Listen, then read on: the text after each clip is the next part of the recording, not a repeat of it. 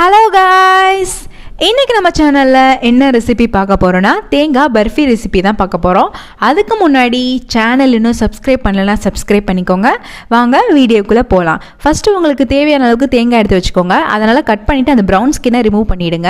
அதுக்கப்புறம் ஒரு மிக்ஸி ஜாரில் கட் பண்ண தேங்காவெல்லாம் போட்டு தண்ணி விடாமல் அரைச்சி எடுத்துக்கோங்க. அதுக்கப்புறம் ஒரு பேனில் 3 கப் அளவுக்கு தேங்காய் ஆட் பண்ணிக்கோங்க. அதை நல்லா லைட்டாக ரோஸ்ட் பண்ணிவிட்டு 2 கப் சக்கரை ஆட் பண்ணிக்கோங்க. அதுக்கப்புறம் 1/2 கப் பால் ஆட் பண்ணிக்கோங்க.